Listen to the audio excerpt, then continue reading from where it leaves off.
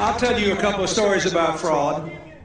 She didn't just delete tens of thousands of those emails, she wiped the server clean. What, like with a cloth or something? It's no secret that we're going up against some pretty powerful forces that will do and spend whatever it takes to advance a very different vision for America. Personal emails are my personal business. You know, let's release everything. Let's let everybody in America see what I did for 4 years.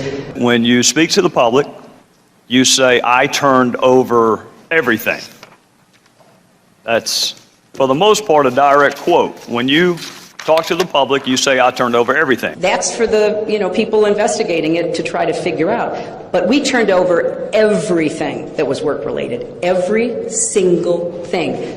90 to 95% of my work-related emails were in the state system. If they wanted to see them, they would certainly have been able to do so. You know what? That is maybe the 10th time you have cited that figure today. It is. And I have not heard anyone other than you ever cite that figure.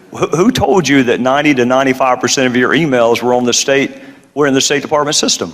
Who told you that? We learned that from the State Department in their analysis of the emails that were already on the system. The Inspector General report found that less than 1% of State Department emails, record emails, were captured.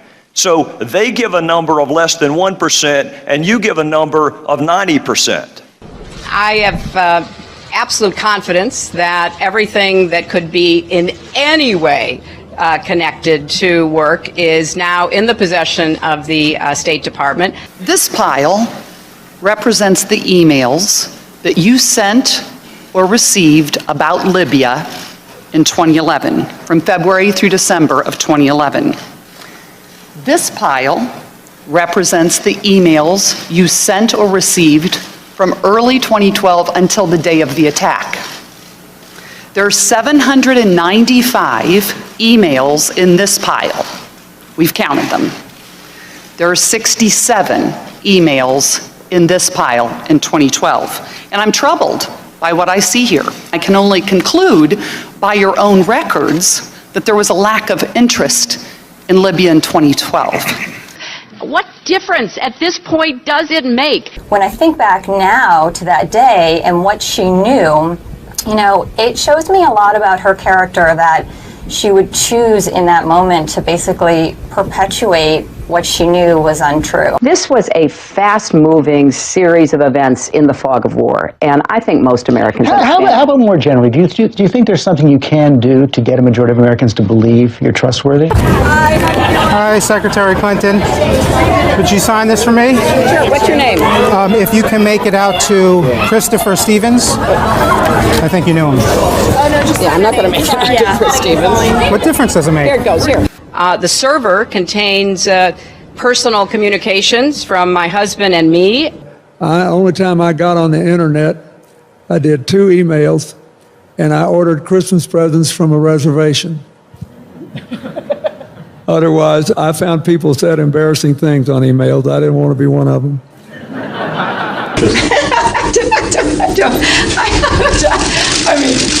And how many angels dance on the head of a pin? I have really nothing to. How do you answer that? I feel sorry sometimes for the young people who, believe this. They don't do their own research. I am so sick. I am so sick of the Sanders campaign lying about me. I'm sick of it. Do you think New York State should recognize gay marriage? No. No. Okay. I believe that marriage is between a man and a woman. I do not support gay marriage. It really is great how long you've supported gay marriage. Yes. I could have supported it sooner. Well, you did it pretty soon. Yeah. Could have been sooner. Fair point.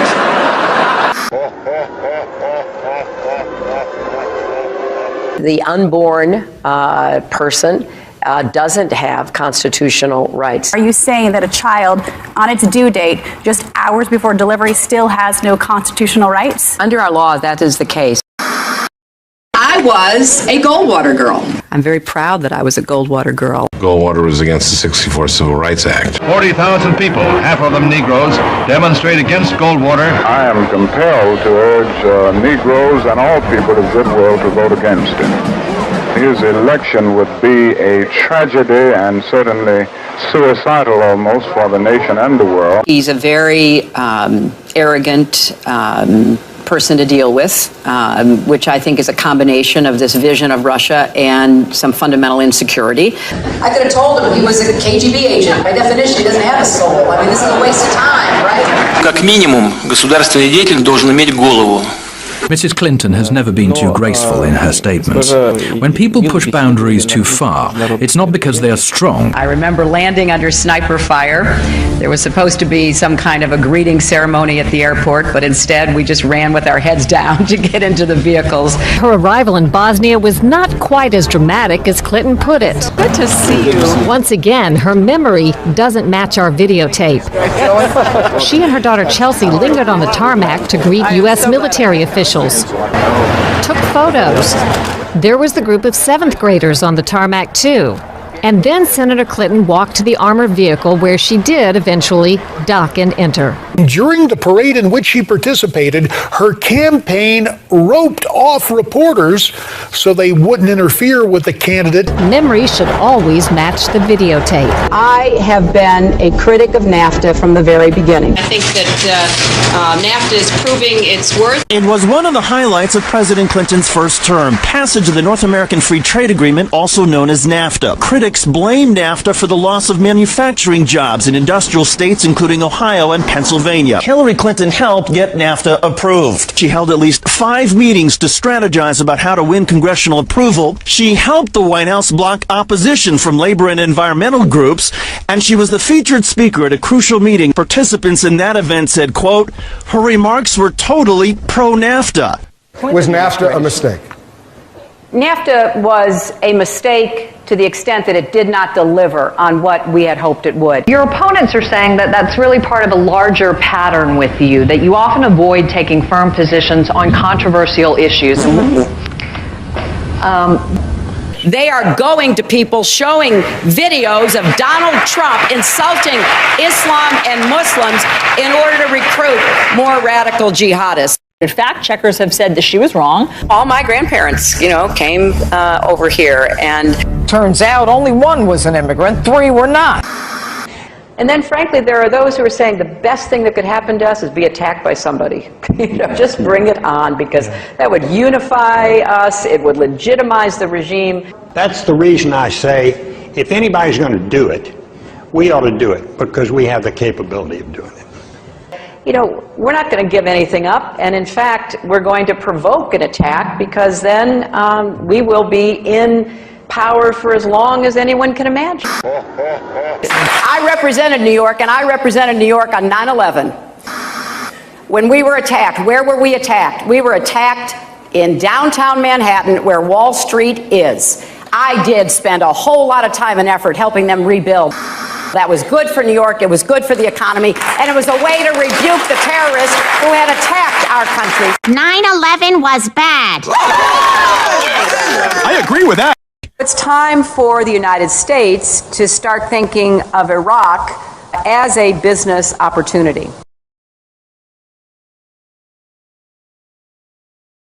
Hi, Secretary Clinton, will you release a transcript of your paid speeches to Goldman Sachs?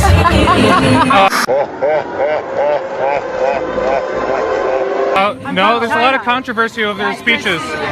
Just in July, New Hampshire, you told the crowd you, quote, take a backseat to no one when it comes to progressive values. I take a backseat to no one when you look at my record and standing up and fighting for progressive values. Last month in Ohio, you said you plead guilty to, quote, being kind of moderate and center.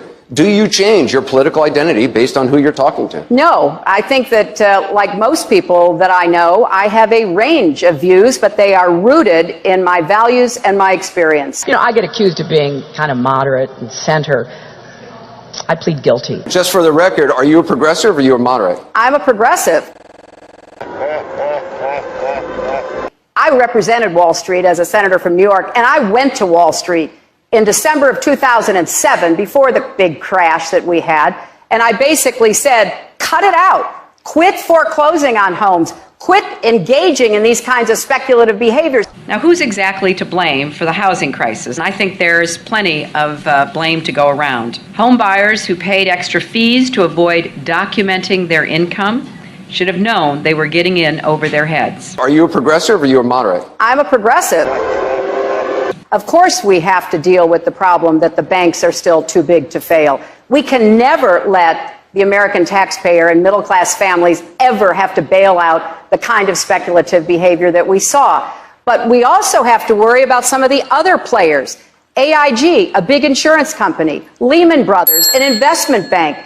There's this whole area called shadow banking. That's where the experts tell me the next potential problem could come from. You were against same-sex marriage, now you're for it. You defended President Obama's immigration policies, now you say they're too harsh. You supported his trade deal dozens of times. You even called it the gold standard. Now, suddenly last week, you're against it. Will you say anything to get elected? Well, actually, I have been very consistent over the course of my entire life.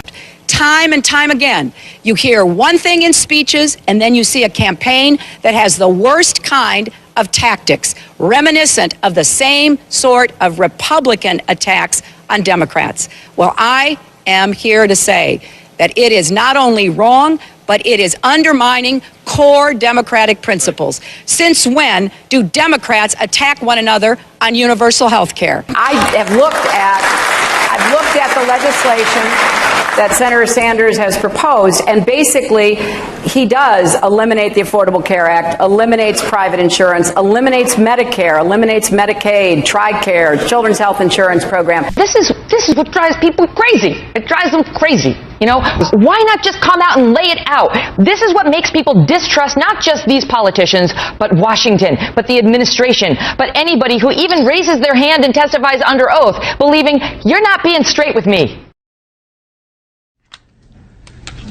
In conclusion, Congress is supposed to provide oversight. The voters are supposed to provide oversight. And you were supposed to provide oversight. That's why you have special liberties, and that's why you have special protections. I am not surprised that the President of the United States called this a phony scandal. I'm not surprised that Secretary Clinton asked, what difference does it make? I'm not even surprised that Jay Carney said Benghazi happened a long time ago. The Clintons fired the White House Travel Office employees, allowing their wealthy Hollywood friends to take over the lucrative travel business. This led to investigations by the FBI, DOJ, GAO, Oversight Committee, and the Whitewater Independent Counsel. The Clintons claimed the firings were due to financial misdeeds, but the employees were cleared on all counts. Hillary Clinton allegedly played a central role in the firings, yet in her sworn testimony, she claimed she was not involved. The independent counsel found this to be factually inaccurate and that she made factually false statements. The Clintons were forced to remove their friends and reinstate the previous employees. Vince Foster, the longtime friend and companion of Hillary Clinton, was significantly involved in several Clinton scandals. Due to the strange circumstances surrounding his death in 1993, an investigation ensued. Before the police arrived, Clinton staffers illegally removed boxes of documents on Whitewater and presumably Travelgate and other sensitive issues. President Clinton put his wife in charge of the most expensive program in the country. There was a national outrage that the unelected, unqualified First Lady was going to design America's healthcare system. In a 1993 interview, Hillary Clinton admitted, "I am not an expert on healthcare. I'm not somebody who has studied it." Hillary Clinton kept the Presidential Task Force on National Healthcare Reform shrouded in such secrecy that a federal judge threatened to hold the administration in contempt. 2 years later, the healthcare plan was a 1,342-page nightmare, including gatekeepers, health alliances, purchasing cooperatives, new and higher taxes, and restrictions on choosing doctors. Physicians, hospitals, large and small businesses, insurance companies, Democrats, Republicans, and the general public rejected the program, and it failed disastrously. the General Accounting Office put a price tag of $32 million on Hillary Clinton's health care fiasco. For dishonesty, Hillary Clinton and others were fined $450,000. Court costs to taxpayers were $725,000. In 1996, with Hillary Care fresh in their minds, Americans voted both the Senate and the House into Republican hands for the first time in over 4 decades. In 1994, President Clinton's Attorney General Janet Reno initiated an investigation focusing on fraud accusations against the Clintons regarding their real estate venture, Whitewater Development Corporation, co-owned with their friends Jim and Susan McDougal. Hillary Clinton was the central figure, and the probe revealed pervasive conflicts of interest between the Rose Law Firm, where Hillary Clinton was partner, and its client, Madison Guarantee, owned by Clinton business partner Jim McDougal. Hillary Clinton claimed billing records subpoenaed and critical to the investigation were lost. It is presumed they were stolen from Vince Foster's office the night he died. 19 months later, following the Clintons' acquittal, many of the missing records reappeared in the Clintons' residence. As they were covered with Hillary Clinton's fingerprints, she fell under suspicion of obstruction of justice. Their business partner, Susan McDougal, refused to testify against the Clintons, assuring they were not charged. Susan McDougal went to prison for her silence, but was pardoned by President Clinton. 15 Clinton associates were convicted of 40 federal crimes related to Whitewater. The independent counsel's report highlighted the president's abundant and calculating lies under oath, obstruction of justice, and abuse of power. During this case, many other alleged abuses were uncovered. The 4.5-year expanded investigation cost taxpayers $145 million.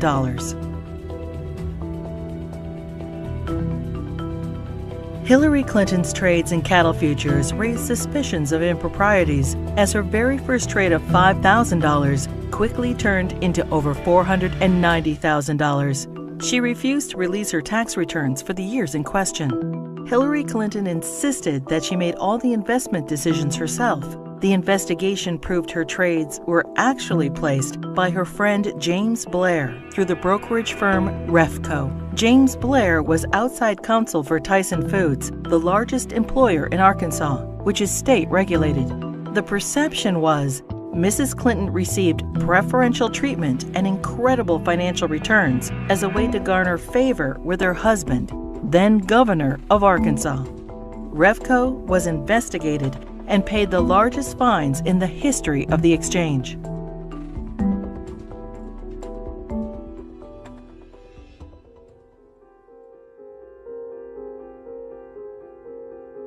The Clinton administration improperly requested and received FBI background reports on 900 Republican officials. Hillary Clinton allegedly initiated the request to add data to her enemies list, leading to 3 separate investigations in 1996. In testimony, the White House Personnel Security Director refused to name Hillary Clinton as the source of the request, and he was forced to resign. Hillary Clinton claimed she was guiltless and was called a congenital liar in the New York Times.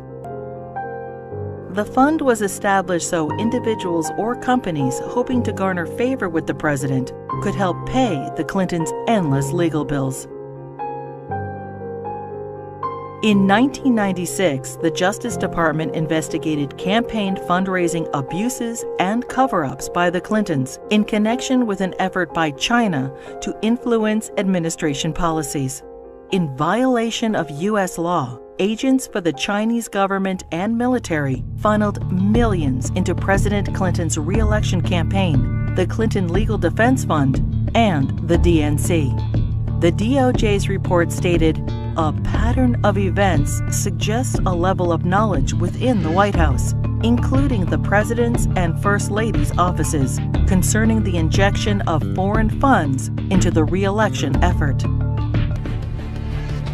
The Clintons were accused of using the IRS to harass their enemies, including Republican politicians, the White House Travel Office, the NRA, Judicial Watch, the Heritage Foundation, and other conservative organizations. A senior IRS official admitted that Clinton opponents were singled out for tax audits. Also audited were Bill Clinton's female accusers, including Jennifer Flowers, Paula Jones, Juanita Broaddrick, and Elizabeth Ward Grayson.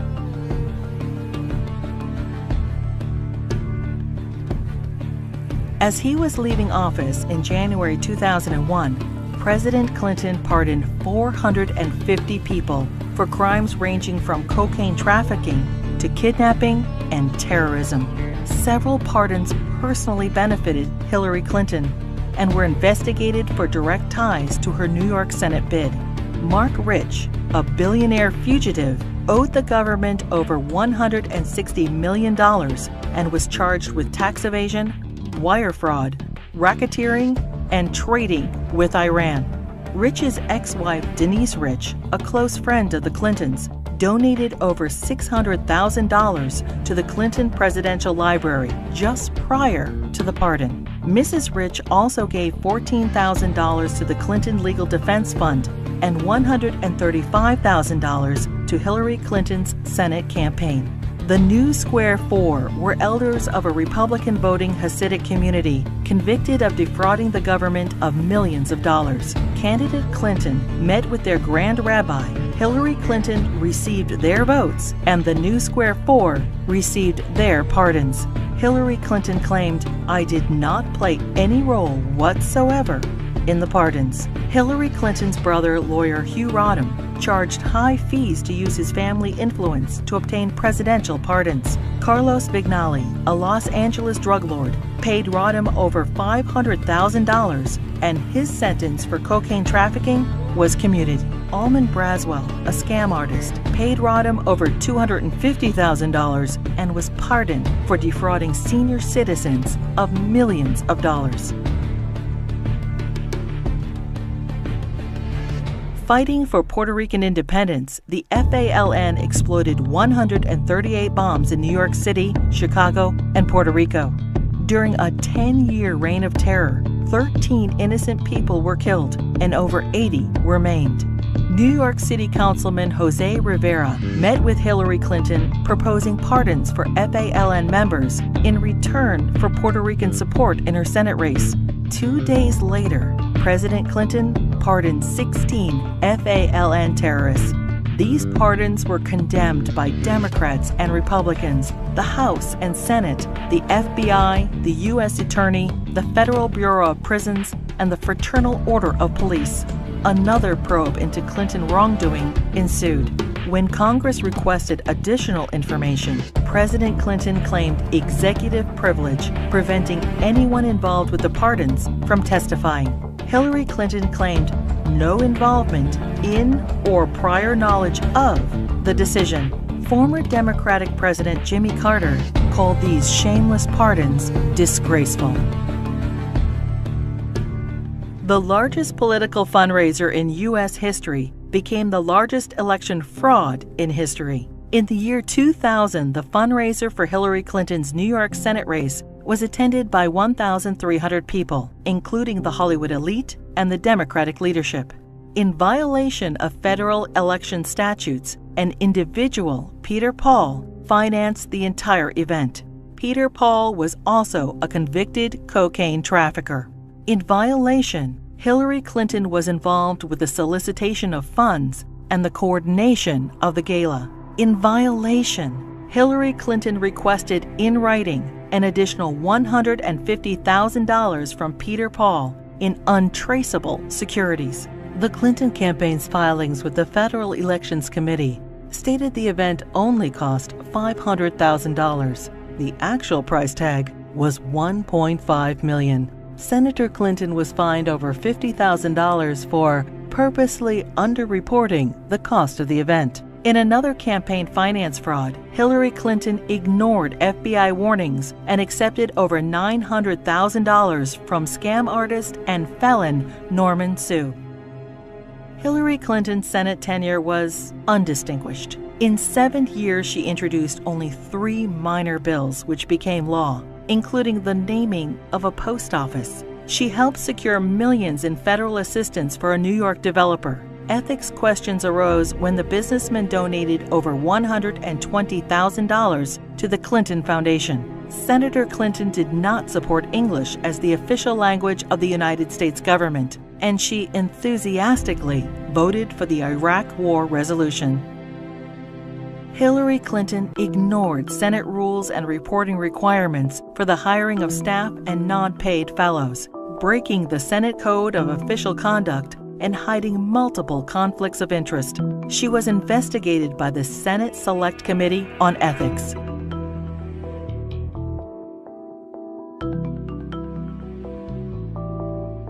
Hillary Clinton's long history of campaign finance abuses continued. Jeffrey Thompson and other fundraising bundlers for her failed 2008 presidential campaign pled guilty to conspiracy and campaign finance law violations. In the primaries, Democrats nominated the little-known junior Senator Obama over the well-known, scandal-ridden Hillary Clinton. In 2009, President Obama nominated Hillary Clinton as Secretary of State. In 2014, the State Department spokesperson was asked to identify one tangible achievement from Hillary Clinton's 4 years as Secretary of State. She responded, "I am certain those who were here at the time, who worked hard on that effort, could point out one." Secretary Clinton's tenure had no signature doctrine or diplomatic breakthrough. It was, however, 4 more years of scandals. The Clinton State Department wasted $80 million on a U.S. consulate in northern Afghanistan, which will never be completed. Under Clinton's name, the Foreign Service gathered details on foreign diplomats, our allies and officials of the UN, including internet usernames, email addresses, credit card numbers, fingerprints, frequent flyer account numbers, and work schedules. The Clinton State Department lost approximately $6 billion due to improper filing of contracts. The FBI, CIA, and the DOJ requested that Boko Haram be designated as a terrorist group so the agencies could pursue them. Secretary Clinton declined, and the group continued its reign of terror, including the kidnapping of 300 schoolgirls in Nigeria.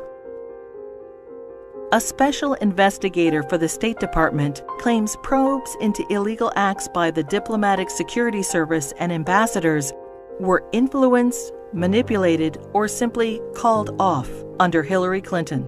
These include sexual assaults by State Department security officials in Beirut, endemic engagement of prostitutes by Hillary Clinton's security detail, drug use by State Department contractors in Baghdad, solicitation of child male prostitutes by U.S. ambassador to Belgium. Secretary Clinton's spokesperson claimed Hillary Clinton had no knowledge of any of the scandals in her State Department. "We learned of it from the media and don't know anything beyond what's been reported."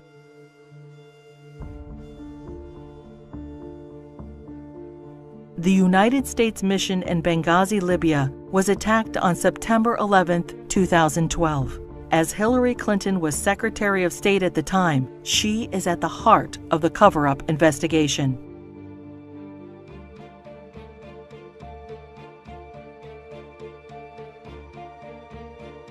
When she finally testified to Congress 4 months after the attack, she famously stated, "The fact is we had 4 dead Americans. Was it because of a protest? Or was it because guys out for a walk one night who decided they'd go kill some Americans? What difference at this point does it make?"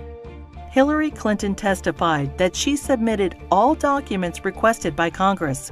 20 months later, and only through a Freedom of Information Act request, 41 new documents were released, including changes to Ambassador Susan Rice's talking points. More documents are still being withheld.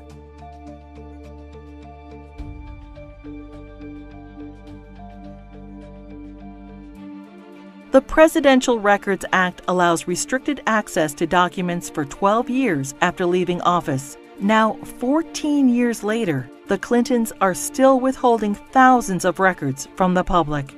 Over 300 Freedom of Information Act requests have been ignored, suggesting more damaging revelations about the Clintons.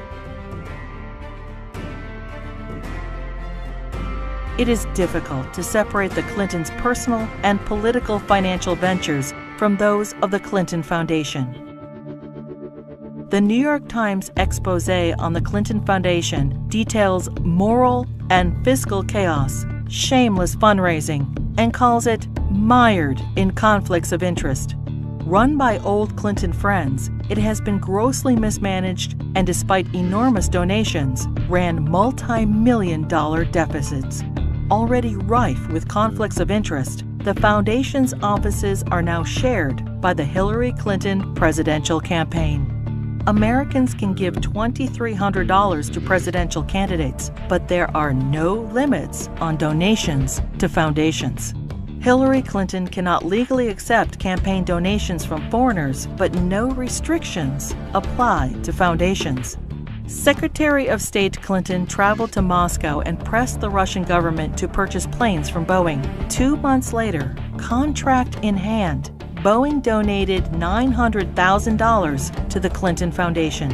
The foundation's support from foreign interests hoping to influence U.S. policy is of grave concern. Foreign donations to the foundation increased by 70% when Hillary Clinton ran for president in 2008.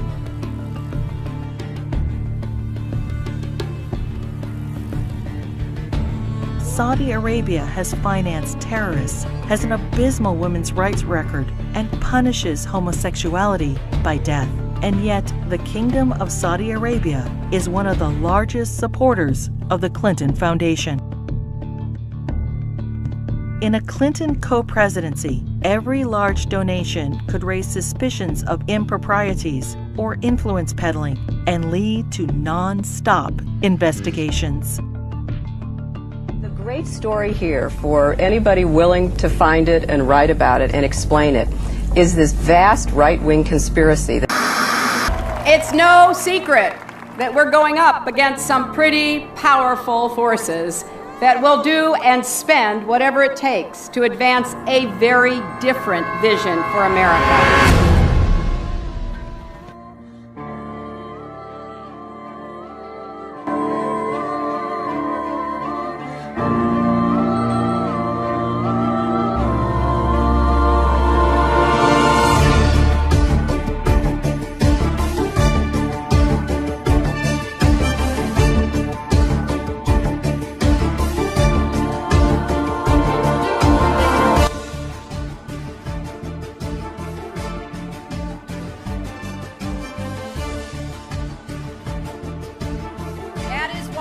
I am running for President of the United States.